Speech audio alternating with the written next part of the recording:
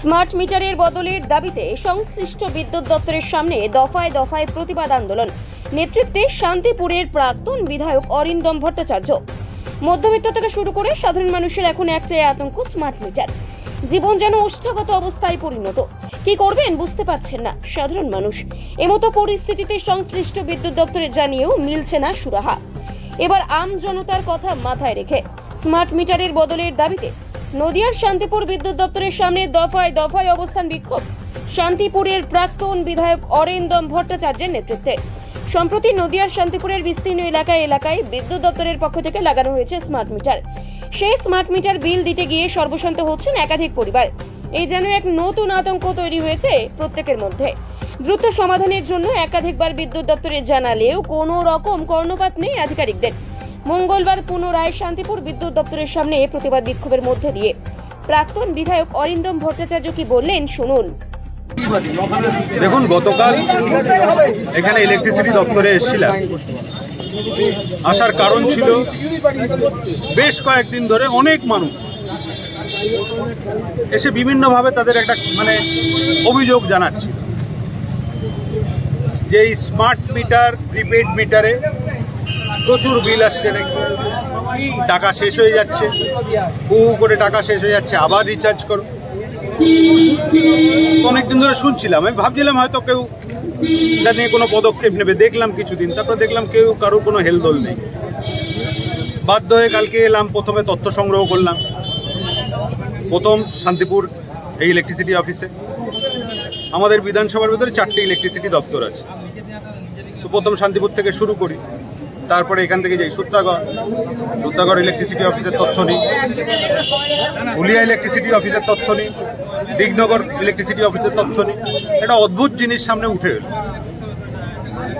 একমাত্র এই শান্তিপুর ইলেকট্রিসিটি অফিসে 17,006টি প্রিপেড মিটার লাগানো হয়েছে।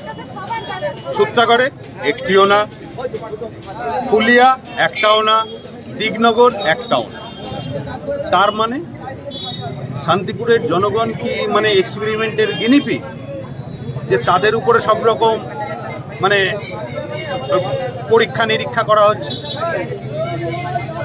না শান্তিপুরের জনগণের প্রতিবাদ করার কণ্ঠ চলে গেছে, যে তাদের উপরে যা ইচ্ছা তাই করে দেওয়া যাবে? তো তার জন্যই সিদ্ধান্ত নিই যে না, এটা মানা যায় না, এটা অন্যায়। সেইখানে আজকে এসে সেই যারা এই টোটাল সমস্যায় খেটে খাওয়া মানুষ, যাদের উপরে এই বাড়তি আর্থিক চাপটা চাপিয়ে দিয়েছে ইচ্ছাকৃতভাবে এই শান্তিপুর ইলেকট্রিসিটি দপ্তর, তাদেরকে এবার জানিয়েছিলাম যে আমি আপনাদের দাবি নিয়ে আমি কালকে ইলেকট্রিসিটি দপ্তরে যাব না। আজকে যারা এই দাবিকে সমর্থন জানান তারা আসতে পারেন। তা আপনারা দেখছেন সাধারণ মানুষ এসছে, তাদের ওই একই কথা যে আপনি আগে কেন নামলেন? আগে তো যারা এই দায়িত্বে বসে আছেন তাদের একটা সুযোগ দেওয়া দরকার। দিয়ে দেখলাম, কিন্তু মানুষের হয়রানির সীমা নেই এবং কেউ আওয়াজও দিচ্ছে না, সেই নিয়ে কোনো সব মুখ বন্ধ করে বসে রয়েছে। তাই আজকে এসে জনগণকে জিজ্ঞেস করলাম যে কী পদক্ষেপ নেওয়া উচিত। তো সবাই মিলে ফয়সলা করলো যে একটা মাস ডেপুটেশন দেওয়া এবং 24 ঘন্টার টাইম দেওয়া।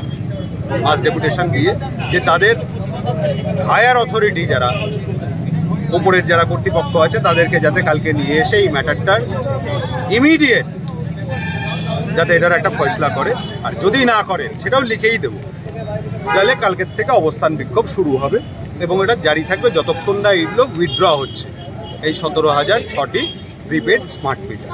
এটা কি কোনো রাজনৈতিক দলের ছত্রছায়া হবে নাকি বিনা রাজনীতিতে সাধারণ মানুষকে সঙ্গে নিয়ে? সাধারণ মানুষের চাহিদা সাধারণ মানুষের মতন করেই হোক। কারণ ওই রাজনৈতিক প্ল্যাটফর্ম হলেই তখন হয়তো কেউ কোনো দলকে সমর্থন করেন, সে ভাববেন যে ওই ব্যানারের তলায় আমি যাব কেন, হতেই পারে। তো সেসব বাধা বিপত্তি সরিয়ে দিয়ে এটা গণ আন্দোলন, সাধারণ মানুষের জন্য, সাধারণ মানুষের মতন সাধারণভাবেই হোক, সেই সিদ্ধান্ত। এগুলো পরের ব্যাপার, এখন অনেক দেরি। এইসব বিধানসভায় শান্তিপুরের জনগণ যাকে চাইবে তাকে সে দ্বারা আমি এইটাই চাইছি যে একবার জনগণের ভেতর থেকে উঠে আসুন। কেউ কারোর সাথে গিয়ে সেটিং করে নিয়েছে আর সেটা জনগণকে মেনে নিতে হবে, এইটা যাতে না হয়। জনগণ যাতে একটু মুখর হোক, কারণ শান্তিপুর মানেই প্রতিবাদ, শান্তিপুর মানেই মাথা তুলে বাঁচা, শান্তিপুর মানে সত্যির জন্য লড়াই করা। সেই জায়গাটা আবার তৈরি হোক, যদি সেটা তৈরি হয় তাহলে দেখা যায়। এবার আমরা টিভিতে আমরা দেখতে চাই। কারণটা কি? কারণটা আমাদের এই ইলেকট্রিক বিলের জন্য আমার পুরনো মিটার নিয়ে গেছে, আমরা পেতাম 1800 টাকা বিল আসতো, সেই বিল আসে 6000 টাকা বিল। এর জন্য কেউ প্রতিবাদ করে না। এর জন্য আমরা প্রতিবাদ, একটা লোকের দরকার, আমরা সেই লোকটাকে আমরা শান্তিপুরে চাই। কাকে চাইছেন? আমরা অরিন্দম ভট্টাচার্যকেই চাই। কেন আমরা যারা লড়াই করবে, যারা মানুষের পাশে থাকবে তাদেরকে আমরা চাই। যারা গদিতে বসে থাকবে, ওই একবার পৌরসভায় গেলে যাও যাচ্ছি, যাও দেখছি, কোনো রাস্তাঘাট এখনো সংস্কার হচ্ছে না, আমরা সেরকম লোক চাই। এখনকার জনপ্রতিনিধি কিছু দেখে না। না, আচ্ছা, আমরা সঠিকভাবে আমরা চাই। আমার নিজের রাস্তা আমি নিজে নবান্ন থেকে করেছি। আমাদের রাস্তার জন্য পৌরসভা আমি বহুতবার দৌড়িয়েছি, কিন্তু আমার রাস্তা পৌরসভা বা কাউন্সিলর করেনি। আমি নবান্ন থেকে নিজের দায়িত্ব করে নিজে আমি লাইন রাস্তা করি। কি নাম আপনার? মাধব দেবনাথ।